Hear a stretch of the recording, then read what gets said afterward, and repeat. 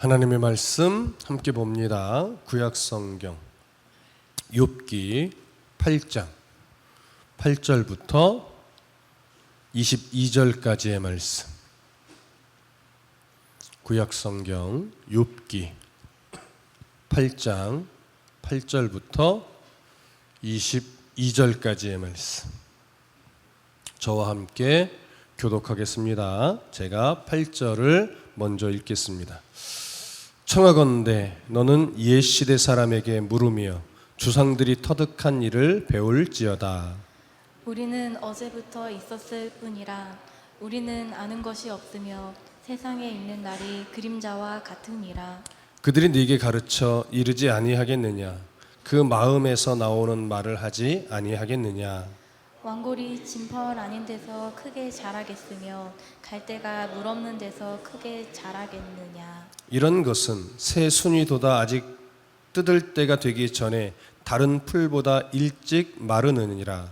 하나님을 잊어버리는 자의 길은 다 이와 같고 저속한 자의 희망은 무너지리니 그가 믿는 것이 끊어지고 그가 의지하는 것이 거미줄 같은즉 의지할지라도 집이 서지 못하고 굳게 붙잡아 주어도 집이 보존되지 못하리라. 그는 햇빛을 받고 물이 올라 그 가지가 동산에 뻗으며 그 뿌리가 돌무더기에 서리어서 돌 가운데로 들어갔을지라도 그곳에서 뽑히면 그 자리도 모르는 채 하고 이르기를 내가 너를 보지 못하였다 하리니 그 길의 기쁨은 이와 같고 그 후에 다른 것이 흙에서 나리라. 하나님은 순전한 사람을 버리지 아니하시고 악한 자를 붙들어 주지 아니하시므로 웃음을 내 입에 즐거운 소리를 내 입술에 채우시리니 함께 읽습니다. 너를 미워하는 자는 부끄러움을 당할 것이라 악인의 장막은 없어지리라. 아멘. 빌닷의 말을 이어갑니다. 우리가 저번 시간에는 빌닷이 욥을 향해 처음부터 강력하게 공격하는 말을 퍼붓는 그런 내용을 살펴보았습니다.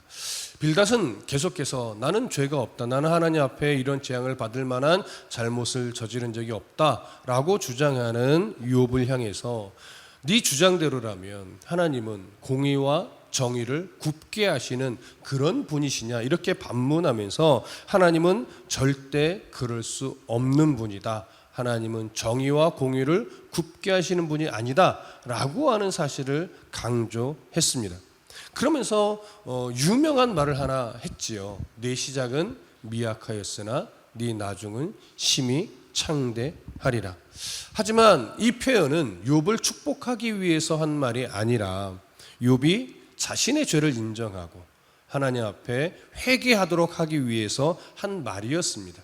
문장 자체가 잘못된 것이 아니라 이 문장으로 말을 한 의도가 잘못된 것이었죠. 그래서 나중에 하나님께서 빌닷의 이 말을 인정하지 않았습니다. 문장이 틀려서가 아니라 이 말을 한 의도를 하나님이 인정하지 않았기 때문이었습니다. 또한 그래서 우리가 이 네 시작은 미약하였으나 네 나중은 창대리를 어떻게 이해해야 된다라고 정리를 했냐면 그리스도인의 삶은 이 험난한 세상 속에 양으로 보내졌습니다. 그리스도인이 이 세상에서 하나님 나라를 소망하며 살아간다는 것은요, 사실 늘 미약해요. 늘 부딪혀요. 늘 갈등이 일어나게 돼 있어요. 그러나 그럼에도 그리스도인이 어떤 소망으로 당당하게 또 담대하게 용기를 갖고 살아갑니까? 하나님 우리에게 약속하신 새하늘과 새 땅, 상속자로 이미 우리에게 허락하신 그 나라를 바라보며 오늘을 기쁨과 소망으로 살아가죠. 그것이 우리에게 약속된 창대함입니다. 그 창대함을 바라보며 오늘의 고난을 기꺼이 감사로 인내하며 주님 은혜 아래서 살아가는 거죠. 이것이 네 나중은 창대하리라가 갖고 있는 의미입니다. 그 과정에서 때로는 물질의 풍요도 허락하시는 것이죠. 그거는 보너스입니다. 그것이 목표가 되는 순간 이 구절의 말씀을 잘못 사용하는 겁니다. 이미 창대의 복을 약속받은 자로서, 이미 하나님의 나라를 소유한 자로서 이 세상 속에서 미약한 존재로 양처럼 살아가지만 우리를 통해 하나님의 나라가 드러나도록 살아내는 것, 이것이 네 시작은 미약하였으나 네 나중은 창대하리라는 말씀의 의미임을 꼭 기억하시기를 부탁드리겠습니다. 이제 빌닷은요, 자신의 주장을 더 확고하게 뒷받침하기 위해서 조상들이 우리에게 알려줬던 전통적인 지혜에 귀를 기울이라고 욥에게 촉구하는 내용입니다. 그 부분을 살펴볼게요. 자, 8절부터 10절까지 다시 한번 다 같이 읽겠습니다. 8절부터 10절 시작. 청하건대 너는 옛 시대 사람에게 물으며 조상들이 터득한 일을 배울지어다. 우리는 어제부터 있었을 뿐이라 우리는 아는 것이 없으며 세상에 있는 날이 그림자와 같으니라. 그들이 네게 가르쳐 이르지 아니하겠느냐? 그 마음에서 나오는 말을 하지 아니하겠느냐? 자, 빌닷이 욥에게 강조합니다. 고대로부터 내려오는 이 축적된 선조들의 지혜의 말씀에 너의 귀를 기울이라는 거예요. 여러분, 조상들이 역사 속에서 축적해온 지혜, 우리는 그 지혜의 말씀이 참 놀랍다는 걸 압니다. 꼭 신앙적 교훈 아니더라도 우리나라 선조들이 쌓아온 그 지혜의 말씀을 봐도 참 틀린 말 하나도 없다라는 고백을 우리는 인생 속에서 하게 되죠. 그래서 어른들의 말은 정말 어떻게 보면 이렇게 틀린 말이 하나도 없을까? 이게 인생 속에서 배우는 말이거든요. 마찬가지로 빌닷도요, 우리 선조들이 그동안 쌓아온 그 지혜 안에서 우리에게 가르친 교훈을 생각해 보라. 그러면 하나님이 정말 정의롭고 공의롭고 또한 정의와 공의를 굽게 하시는 분이 아니라는 걸 너도 인정할 수밖에 없을 것이다, 이런 말을 하는 거예요. 그러니까 결국 이 말은 뭘 요구하는 거예요? 욥에게 너 죄인임을 인정하고 빨리 회개하라는 거예요. 그러면서 9절에서 말합니다. 우리는 어제부터 있었을 뿐이라 우리는 아는 것이 없으며 세상에 있는 날이 그림자와 같으니라. 이게 무슨 의미겠습니까? 너나 나나 기껏해야 몇십 년 지금 살아온 건데 그 몇십 년 살아오면서 뭔가 터득한 지혜가 커봤자 얼마나 크겠느냐. 선조들의 지혜에 비하면 그저 그림자처럼 지나가는 인생 속에서 잠깐 뭐 하나 본 것인데 그 지혜를 가지고 조상들의 지혜를 거절하는 그런 실수를 범하면 안 된다, 이런 얘기를 하는 거예요. 어떻게 보면 참 그럴듯한 말이죠. 우리가 인생 살아봤자 뭐 얼마나 살았겠습니까? 그러니 선조들의 말에 귀를 기울이는 건 너무나 당연한 요구일 거예요. 그러면서 빌닷이 말합니다. 그들이 네게 가르쳐 이르지 아니하겠느냐? 그 마음에서 나오는 말을 하지 아니하겠느냐? 그러니 다시 한번 눈을 열고 귀를 열어서 선조들의 말을 잘 살펴봐라. 그러면 네가 뭘 잘못하고 있는지 알게 될 거야. 그러니까 선조들의 이 가르침이 최상의 지식이라는 의미예요. 또한 빌닷 자기가 말하고 있는 이 너한테 요구하는 내용도 다 선조들의 지혜 안에 있는 말이에요. 그러니까 나의 말은 틀리지 않았다는 거죠. 너의 주장이 틀렸다는 것을 지금 강조하는 거예요.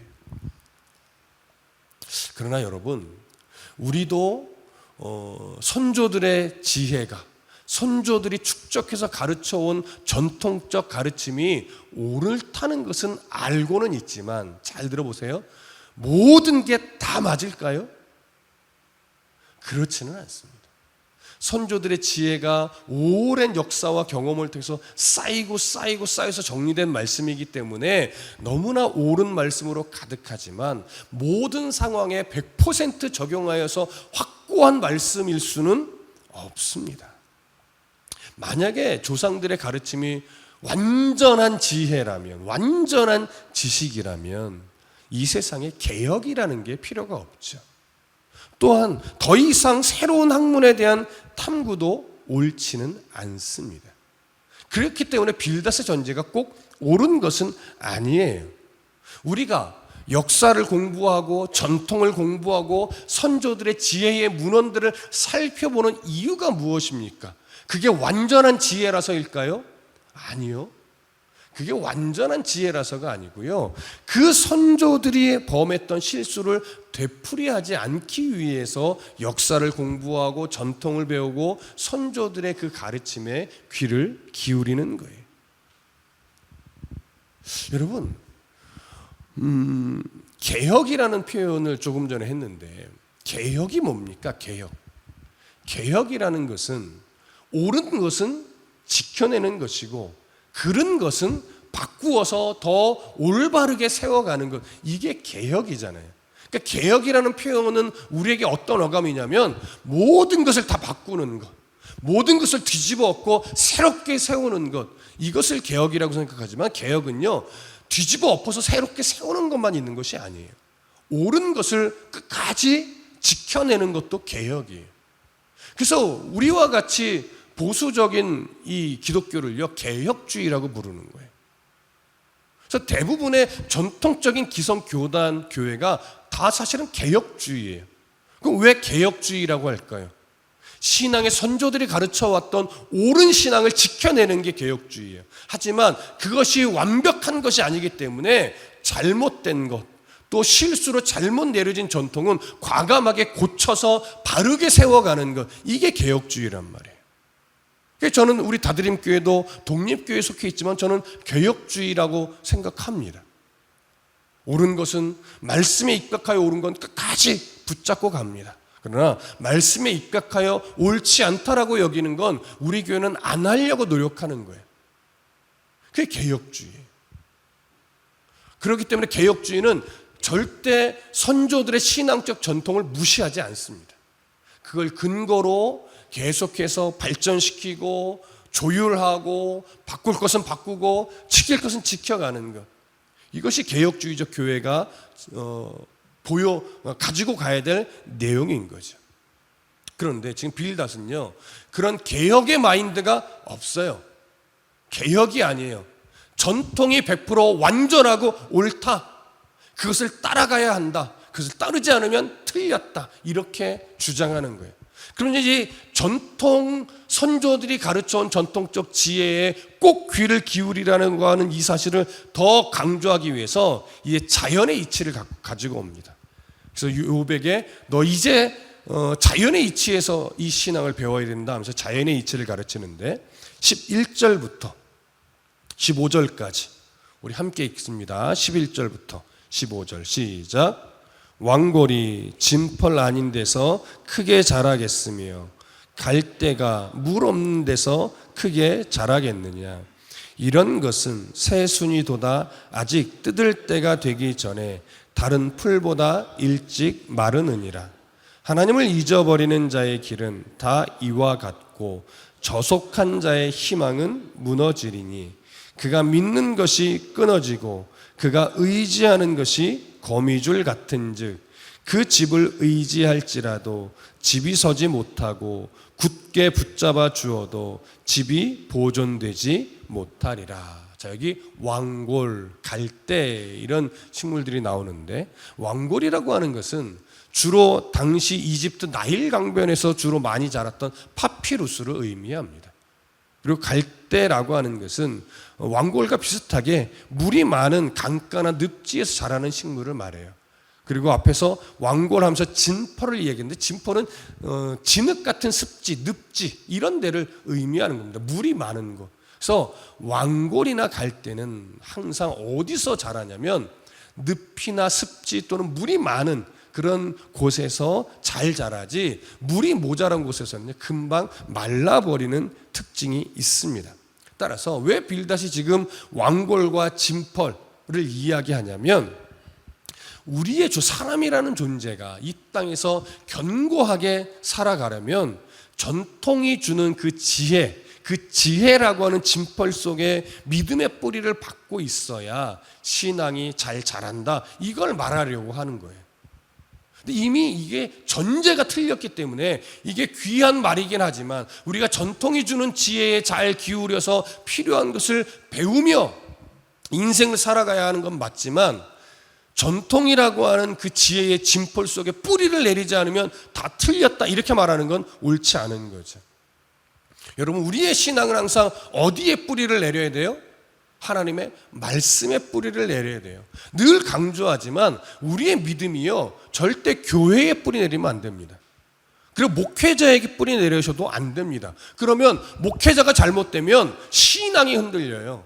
교회가 잘못되면 신앙이 흔들려요. 여러분, 목회자는 잘못할 수 있어요. 이게 잘못해도 된다는 얘기가 아니에요. 목회자도 잘못될 수 있어요.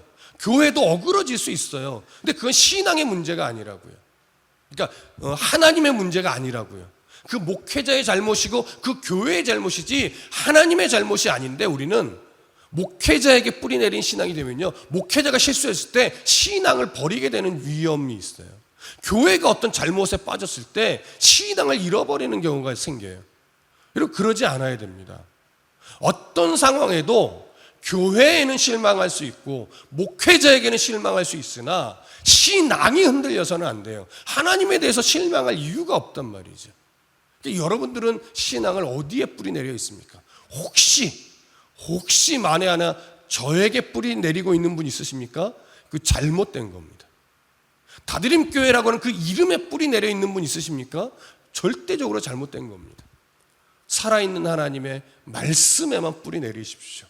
이태희 목사가 이단으로 빠진다거나 다드림교회가 잘못된 방향으로 흘러간다거나, 여러분 미련 없이 교회를 떠나셔야 돼요. 하나님의 말씀이 살아있는 곳으로 가셔야죠.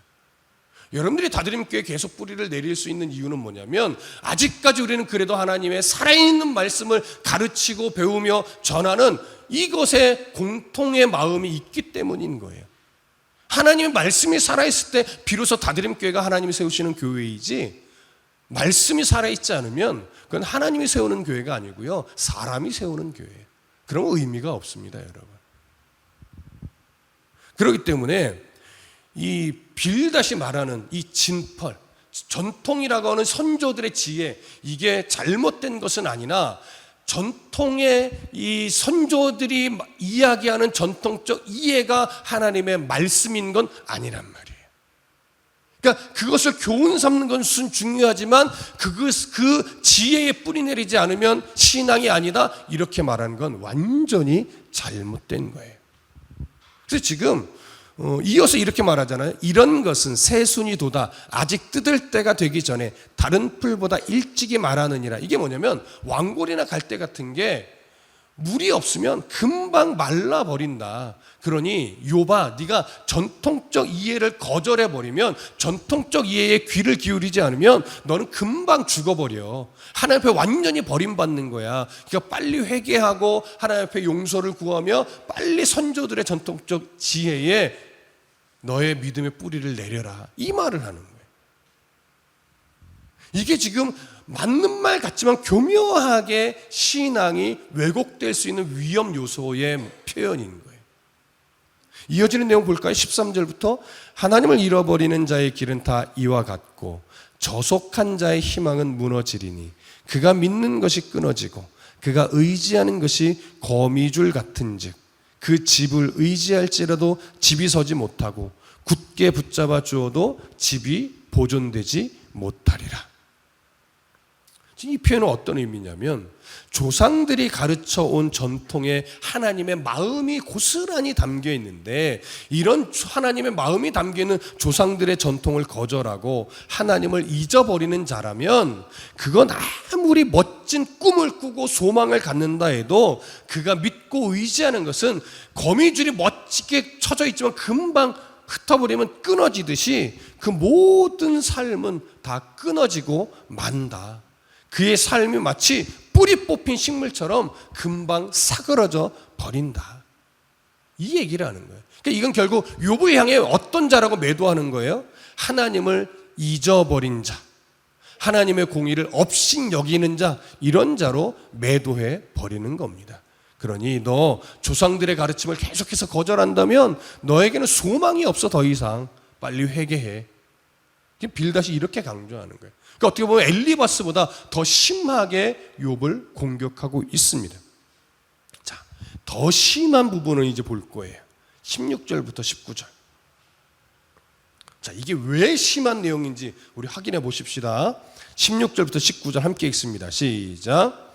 그는 햇빛을 받고 물이 올라 그 가지가 동산에 뻗으며 그 뿌리가 돌무더기에 서리어서 돌 가운데로 들어갔을지라도 그곳에서 뽑히면 그 자리도 모르는 채 하고 이르기를 내가 너를 보지 못하였다 하리니 그 길의 기쁨은 이와 같고 그 후에 다른 것이 흙에서 나느니라. 자, 이 구절은요, 자갈이 많은 곳에서도 가끔 뿌리를 자갈 사이에 잘 내려서 번성하듯이 잘 자라는 듯 보이는 나무도 있다. 그러나 그런 나무들은 금방 뽑혀서 다 말라버린다.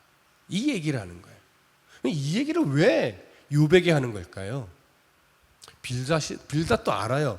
욥이 한때 얼마나 부자였는지, 얼마나 풍요롭게 살았는지 안단 말이에요. 근데 이렇게 말하는 거예요. 욥아, 너 한때 참 풍요로웠지? 모든 것을 다 가진 것처럼 너 살았지? 그런데 지금은 어때? 완전히 뿌리가 뽑혀 말라져 버린 저 꽃들처럼, 저 나무들처럼 너도 지금 말라버렸잖아. 악인도 한때는 번성할 수 있어. 그러나 그 안에 하나님의 지혜가 없으면, 전통적인 선조들의 지혜를 담지 못하면 금방 뿌리가 뽑혀서 재앙을 받아 마르고 버려지는 거야. 그리고 많은 사람들의 기억 속에서 잊혀지는 거야. 욥아, 네가 지금 딱 그 상황이야. 이 얘기를 하는 거예요. 근데 여러분, 이 내용 잘 보면요, 엘리바스가 하지 않았던 표현 하나가 들어가는 거예요. 엘리바스는요, 지난날 욥이 가졌던 풍요로움은 하나님이 주신 복으로 인정했었어요. 근데 지금 빌닷은 뭐냐면, 너 옛날에 풍요로웠지? 그거 악인이 잠시 번성했던 것과 똑같은 거야. 다시 말하면, 욥, 너 한때 풍요로울 때, 자식들도 많고 재산도 많을 때, 그때도 너 죄를 짓고 있었지? 이 얘기를 하는 거예요. 네가 남들 모르게, 하나님 모르게 죄를 지으면서 풍요를 막 거두어들이고 남들에게 의시되며 그렇게 살았지만 너 그때도 죄인이었잖아. 그러니까 지금 어떻게 됐다는 거예요? 모든 소유를 다 잃어버리고 건강에도 정말 심각한 질병을 얻어서 이런 재앙을 겪는 거야. 악인도 잠시 번성할 수 있어. 그러나 금방 뿌리 뽑혀. 욥아, 네가 딱 그 짝이야. 이 얘기를 하는 거예요. 그러니까 지금 빌닷은요, 엘리바스보다 더 욥을 심각하게 공격하고 있는 겁니다. 그냥 결국 욥에게 말하고 싶은 건 하나죠. 그러니까 지난날의 삶을, 너의 죄를 인정하고 빨리 하나님 앞에 회개하라. 회개하지 않으면 너에게는 아무런 소망도 희망도 가능성도 없다. 욥에 정말 하나님을 경외하면서 악에서 떠나려고 몸부림쳤던 지난날의 모든 삶을요, 다 무시하는 거예요. 그것까지도 다 죄라고 지금 지적하는 것이 바로 빌닷의 지적입니다. 마지막 20절부터 22절 볼까요? 함께 읽습니다. 시작. 하나님은 순전한 사람을 버리지 아니하시고 악한 자를 붙들어 주지 아니하심으로 웃음을 네 입에 즐거운 소리를 네 입술에 채우시리니 너를 미워하는 자는 부끄러움을 당할 것이라. 악인의 장막은 없어지리라. 빌닷은 20절에서 결론적으로 말합니다. 하나님은 선과 악에 대한 판결이 분명하신 분이라는 거죠. 그래서 하나님은 순전한 사람을 버리지 아니하시고 악한 자를 붙들어 주지 않는다고 말해요. 그러면서 또 21절에 말해요. 웃음을 네 입에, 즐거운 소리를 네 입술에 채우시리라. 얼핏 보면 욥을 축복하는 메시지처럼 보일 수 있습니다. 하지만 이 표현에는요, 전제가 하나 있어요. 전제. 욥을 향한 전제. 뭘까요? 네가 죄를 인정하고 하나님 앞에 회개한다면, 그렇다면 하나님이 너에게 웃음을 줄 것이고 다시금 너에게 즐거운 소리를 채워줄 거야. 그러나 죄를 여전히 인정하지 않고 회개하지 않는다면 이런 일은 네 삶에 절대 일어나지 않는다는 거예요. 그래서 마지막 22절에서 이렇게 말해요. 너를 미워하는 자는 부끄러움을 당할 것이라. 악인의 장막은 없어지리라. 네가 회개만 한다면, 하나님이 너에게 웃음과 기쁨을 회복시켜 주실 것이고 하나님이 너에게 회복의 은혜를 부어주신다면 그동안 너를 손가락질하고 비웃었던 그 악한 자들은 하나님 앞에 말하자면 벌을 받을 거야. 악인의 장막은 없어질 거야. 이렇게 말하는 거예요. 근데 한번 생각해 보세요. 사실 지금 욥을 비난하고 정죄하고 있는 자들은 누구예요? 엘리바스, 빌닷, 소발 이 친구들이에요. 이 친구들은요, 자기들은 뭐 하대요? 의롭다라고 말해요. 자기들이 정작 지금 언젠가 하나님 앞에서 책망받을 악인이 되어 있다는 것을 생각하지 못하고 있어요. 왜 생각하지 못하냐면요, 인과응보식 신앙 자체를 욥에게도 적용할 뿐만 아니라 자기들에게도 똑같이 적용하고 있기 때문에 그래요. 이게 왜 그러느냐 보세요. 인과응보식 신앙을 욥에게 딱 적용하니까 이렇게 되는 거예요. 너 지금 재앙을 겪고 있잖아. 그러니까 너는 뭐다? 죄인이야. 넌 회개해야 돼. 근데 욥과 같은 재앙을 빌닷은 지금 겪고 있어요? 안 겪고 있어요? 안 겪고 있죠. 그러니까 난 뭐야? 의인이야. 이렇게 되는 거예요. 그러니까 난 의인이니까 악인이 아니라는 거예요. 그러니까 나는 너를 위해서 지금 정죄하는 거니까 네가 내 말을 듣고 인정하고 회개하면 너는 빨리 회복이 될 거야. 네가 회복되기만 하면 주변에서 너를 손가락질하던 사람들이 오히려 하나님께 벌을 받을 거다 이렇게 말하지만 정작 하나님 앞에 책망받고 벌을 받을 대상이 자기 자신이라는 것은 전혀 생각지 못하는 거죠.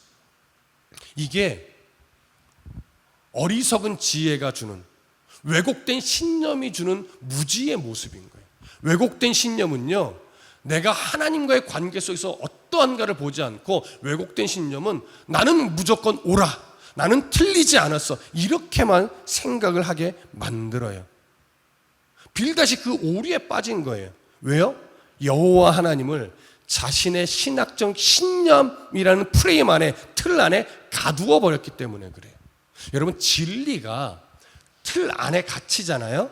틀 안에 갇히면 어떤 실수를 하게 되냐면요, 진리가 주는 한 면만 보게 돼요. 진리가 주는 한 면만. 그러면 진리의 그 다른 면에 있는 그 풍요로움은 보지 못해요. 그래서 진리가 자신의 어떤 프레임, 틀 안에 딱 갇혀서 진리의 한 면만 보게 되면요, 그 진리가 다른 사람을 찌르고 베는 칼날이 돼요. 하나님의 공의라는 기준으로 볼 때도요, 하나님은 공의의 하나님이기만 합니까? 아니죠. 사랑의 하나님이기도 하다고요. 그래서 하나님의 공의와 사랑이 조화를 이루고 균형을 이루어서 우리의 삶 가운데 적용이 되어야 되는데, 진리의 한쪽 면만을 강조하면 진리가 칼날이 돼서 성도들을 찌르고 베고 상처 입히는 이런 역할을 해요. 지금 빌닷이 그 진리를 그렇게 사용하고 있는 거예요. 욥을 찌르고 베고 상처내고. 이게 위험한 신앙입니다.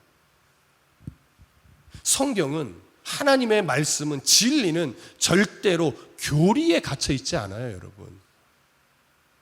저도 신학교 조직신학을 배우고 교리를 배우곤 했지만 하나님은요, 교리에 갇혀 있지 않아요. 왜 교리가 나온 거냐? 역사 속에 등장한 이단 때문에 교리가 나온 거지만 결국은 뭐냐면, 우리가 성경 안에서 하나님 우리에게 보여주신 만큼의 성경의 진리 안에서 하나님을 이렇게 정리해서 조직화해서 정리를 하다 보니까 하나님은 이런 하나님입니다. 예수님은 이런 하나님입니다. 구원론이란 건 이런 겁니다. 인간이라는 건 이런 존재입니다. 이렇게 어떤 자기들 틀 안에 정리를 해놓은 거예요. 하지만 그건 우리에게 하나님이 보여주신 그 틀 안에서의 내용을 정리한 것뿐이지, 하나님이 정말 그런 하나님으로 딱 끝난 거냐고요. 인간론에서 말하는, 신론에서 말하는, 구원론에서 말하는 그런 하나님으로 더 이상 하나님은 없냐고요. 그게 다냐고요. 아니란 말이에요. 우리가 교리로 해서 하나님을 잘 알기 위해서 정리는 할 수 있으나 하나님은 그것보다 더 크신 하나님이에요. 하나님은 전통에 갇혀 있지 않아요. 근데 자꾸 나의 틀에, 나의 프레임에 하나님을 가두려고 하는 실수를 우리는 많이 하는데, 그 실수를 가장 많이 하는 사람이 누굴까요? 설교자예요. 목회자예요. 신학생이에요. 뭔가 조금 배웠다고, 학문적으로 조금 배웠다고 하나님을 자기가 아는 그 틀 안에 자꾸 가둬서 이상한 신학과 이상한 가르침을 주게 되는 경우도 많이 있습니다. 저도 그런 위험성에 노출되어 있는 사람이에요. 여러분, 제가 하나님을 바르게 알기 위해 노력하지만 제가 아는 하나님이 전부일까요? 아니에요. 하나님은요, 제가 성경을 연구하면서 발견한 하나님보다 훨씬 더 크신 하나님이에요. 제가 하나님을 표현하기 위해서 찬송가의 가사처럼, 시인처럼 하늘을 두루마리 삼고 바다를 먹물 삼아서 기록한다 한들 하나님이 이런 하나님이라고 다 쓸 수 있겠냐고요. 못 쓴단 말이죠. 그렇기 때문에 우리가 하나님을 알기 위해서는요, 뭐가 필요하냐면 갈등이라는 게 필요해요. 갈등. 정말 하나님이 이런 분 맞나? 이 갈등 속에서 우리의 신앙이 한 번쯤 흔들려 봐야 진짜 하나님은 이런 하나님이구나. 여러분, 그 갈등 속에서 하나님을 제대로 발견했던 대표적인 선지자 한 사람을 꼽으라 하면 하박국 선지자예요. 여러분, 하박국 선지자가요, 이스라엘 백성들이 하나님을 떠나 악행을 거듭하는 것을 너무나 속상해했어요. 그래서 하나님 앞에 나아가 간구합니다. 하나님, 이 백성이 하나님을 떠나 악에 거합니다. 제가 아무리 악에서 떠나라고 하나님 말씀을 전해도 저들이 나의 말을 비웃고 조롱하고 오히려 들을 생각을 안 합니다. 하나님, 이 백성들을 좀 정신 차리게 해주십시오라고 간구했더니 하나님이 말하는 거예요. 그래, 알았어. 내가 바벨론을 보낼게. 근데요, 바벨론을 보낸다는 것은요, 정신 차리게 하는 정도의 수준을 넘어서서 이스라엘을 멸망시키겠다는 거예요. 거기다가 예루살렘 성전도 무너뜨리겠다는 거예요. 하박국 선지자가 그게 인정이 안 됐어요. 인정이. 하나님, 아니 저 개만도 못한 이방인들의 손에 하나님이 선택해서 불러내신 이스라엘이 멸망한다는 게 말이 됩니까? 그리고 하나님이 거하시는 예루살렘 성전이 저 이방인들의 손에 무너진다는 게 말이 됩니까? 저는 인정할 수 없어요. 이렇게 나가는 거예요. 근데 생각해 보세요. 하나님이 그러시겠다는데 하박국이요, 나는 인정 못해 이러고 있는 거예요. 이게 말이 안 되는 거예요. 근데 어찌됐든 하박국은 자기가 가지고 있는 전통적 이해, 선민이라는 이스라엘이 이방인들의 손에 무너진다, 하나님이 거하시는 성전이 이방인들의 손에 무너진다, 이게 인정할 수 없었던 전통적 이해에 갇혀 있었던 거예요. 그래서 끊임없이 하나님 앞에 계속 묻습니다. 하나님, 이거 말이 안 되잖아요. 거두어 주세요. 하나님, 이건 안 되잖아요. 인정할 수 없어요. 끊임없이 하나님 앞에 기도하며 항변하고 묻고 또 묻고 또 물으면서 자신의 이 혼란한 심경을 아랬는데, 아뢰고 또 아뢰고 아뢰다 보니까 어느 순간 하나님의 은혜가 마음에 찾아와서 다 깨닫게 되는 것이 뭐냐. 이스라엘이 멸망하고 예루살렘 성전이 무너짐으로 인해 오히려 하나님의 나라를 전 세계로 확장시켜서 세워 가신다면 그게 옳은 거구나. 여러분, 이걸 하박국이 인정하게 된 거예요. 그래서 하박국이 어떤 고백을 해요? 오직 의인은 믿음으로 말미암아 살리라. 이 고백을 한 거예요. 그리고 바울이 그걸 인용해서 로마서에서도 사용을 한 거죠.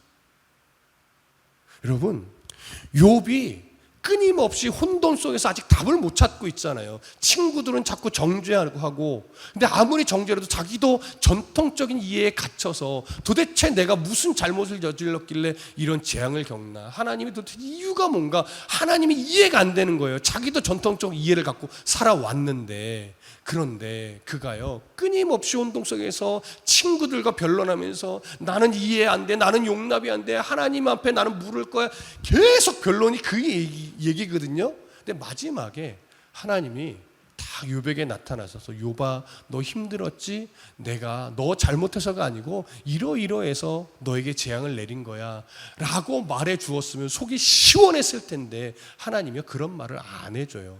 그냥 하나님이 나타나셔서 자기 할 말을 해요. 근데 놀랍게도 욥이 하나님에게 답을 듣지, 자기가 원하던 답을 듣지는 못했으나 하나님의 음성을 딱 들었을 때 그가 가장 먼저 하나님 앞에 나아가 고백한 것이 뭐냐면, 하나님이 옳습니다. 하나님이 옳습니다. 나는 사람의 내 이해와 내 전통적 시선으로 하나님이 도대체 이해가 안 됐는데 그 혼란한 시간을 겪고 또 겪고 또 겪고 하나님 앞에 항변하고 또 항변하고 하나님께 묻고 그런 시간들 속에서 늘 힘들었는데 이제 크신 하나님 앞에 딱 서보니 나의 불평이, 나의 원망이 아무런 의미가 없었고 내가 어떤 상황에 놓이든 그저 하나님이 옳았습니다라는 고백밖에 할 수 있는 것이 없었다라고 하는 거예요. 하나님이 옳습니다.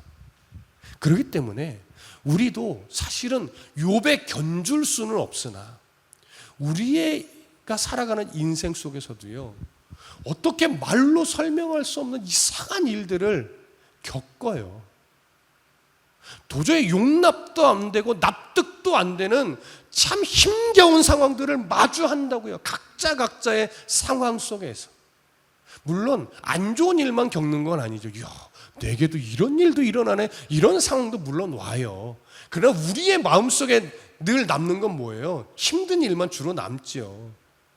이렇게 이해도 안 되고 납득도 안 되는 그런 상황을 마주할 때 우리는요, 하나님 앞에 욥처럼도 항변을 하지만 우리가 그런 인생 속에서 자꾸 무엇을 배워가야 하냐면 하나님을 아는 지식에서 늘 새로워지는 훈련을 하는 거예요. 베드로후서 3장 18절에서도 이렇게 말합니다. 오직 우리 주 곧 구주 예수 그리스도의 은혜와 그를 아는 지식에서 자라가라. 영광이 이제와 영원한 날까지 그에게 있을지어다. 이 말씀이 뭐냐면 도무지 이해도 안 되고 답도 없고 납득도 안 되고 인정도 안 되는 그런 수많은 상황들을 마주하는 과정 속에서 우리가 원하는 건 해결이죠. 우리가 원하는 건 이것이 정리되어지고 납득되어지고 문제가 사라지는 거지만 여러분, 이해 안 되는 일이 벌어졌을 때 그 문제가 해결되어야 내가 좋은 신앙인일까요? 여러분, 꼭 그렇지 않아요. 인생이 쉽게 말로 설명할 수 없듯이 신앙도 그렇게 쉽게 설명할 수 있는 것이 아니에요. 문제가 생겼어. 기도했더니 문제가 해결됐어. 이게 꼭 좋은 신앙인 건 아니에요. 그럼 뭐가 좋은 신앙이냐? 하나님이 원하시는 건 뭐냐? 그런 상황들을 마주하고 혼란을 겪고 갈등을 겪는 과정에서 기도했더니 해결되더라가 아니라 그런 갈등과 혼란과 어려움 속에서 하나님 앞에 야곱처럼 씨름하고 욥처럼 하나님께 부르짖고 하박국처럼 하나님께 간구하는 과정 속에서 하나님이 얼마나 크신 분인가를 인정하게 되고 알게 되고 그 하나님 앞에서 내가 얼마나 작고 연약한 자인가를 인정하면서 그 하나님의 보호와 인도하심 속에서 살아가면서 우리는 뭘 배우냐면 하나님이 어떤 분인가를 계속 배워가는 거예요. 그러니까 하나님이 어떤 분인가를 알고 배워가게 되면 그건 하나님이 원하시는 길을 걷고 있는 거죠. 그러면 신앙이 좋은 거예요. 신앙이 좋은 거예요. 신앙이 자라가는 거예요. 그런데 아무리 문제가 해결되고 정리가 되는 듯 보여도 그 과정에서 하나님을 만나지 못하면 그건 신앙이 퇴보하는 거예요. 여러분, 하나님의 성품을 닮아간다는 게 뭘까요? 성화의 과정을 통해서 우리의 신앙이 성장한다는 것이 뭘까요? 80점 맞던 성도가 90점 맞는 신앙이 되고 90점 맞는 신앙이 100점 맞는 신앙으로 막 발전하는 걸 의미할까요? 여러분, 그렇게도 설명할 수 있겠지만 저는요, 좀 다르게 설명이 되더라고요. 신앙이 자란다는 건 끊임없이 내가 무너지는 거예요. 신앙이 자란다는 것은요, 끊임없이 내 눈에 있는 들보가 얼마나 큰지를 인정하게 되는 거예요. 남의 눈에 있는 티를 보던 인생이 점차 내 눈에 있는 들보를 보며 남을 판단하던 인생이 나는 남을 판단할 자격이 없구나, 이걸 더 크고 더 깊게 알아가게 되고 인정하게 되는 것, 이게 신앙이 자라는 것이지, 신앙이 자란다는 것이 막 키가 크고 막 근육이 자라듯이 그렇게 남들보다 더 우월한 신앙으로 자라는 것, 여러분, 이걸 성화라고 말하지 않습니다. 욥이 하나님을 알았다는 것, 하박국이 하나님 앞에 믿음으로 산다는 것을 고백했다는 것, 그건요, 내가 하나님 앞에 예루살렘 성전이 무너지는 것을 인정할 수 없어요 라고 항변했던 내가 그럴 자격이 없는 존재임을 비로소 깨달았다는 고백이에요. 내가 얼마나 연약한 자인지, 내가 얼마나 작고 보잘것없는 자인지. 근데 여기서 끝나면 안 되죠. 그런데 더 놀라운 건 이렇게 보잘것없고 연약하고 고집스럽고 탐욕스러운 나를 하나님이 한순간도 포기하지 않고 사랑하셔서 하나님의 자녀로 삼으셨고 자녀답게 만들어 가고 있는 은혜에 속한 자라는 걸 내가 발견하는 거예요. 이게 성화예요, 여러분. 그러니 하나님의 성품을 담는다? 내가 얼마나 작은 자인지를 아는 거예요. 하나님이 얼마나 크신 분인지를 아는 거예요. 그리고 그 크신 하나님이 나를 너무나 사랑하신다는 이 사실을 아는 거예요. 그럴 때 우리는 전통이나 내 좁은 이해에 하나님을 가두지 않고 크신 하나님의 은혜 아래서 내게 주어진 삶을 정말로 멋지게, 내가 지금 겪고 있는 이 상황에 매여서 막 힘들어만 하지 않고 크신 하나님의 위대함 속에서 내 상황과 형편과 이것이 어떠하든지 간에 늘 기쁘게, 늘 감사하게, 늘 소망을 잃어버리지 않고 오늘을 살아낼 수 있게 돼요. 이것이 하박국이 발견한 진리이고, 이것이 앞으로 욥이 발견하게 될 진리이고, 이것이 오늘 우리가 발견하고 살아가야 될 진리인 겁니다. 이 진리 가운데 행복과 기쁨을 누리시는 삶이 되시기를 간절히 소망하고 축복합니다. 기도하겠습니다.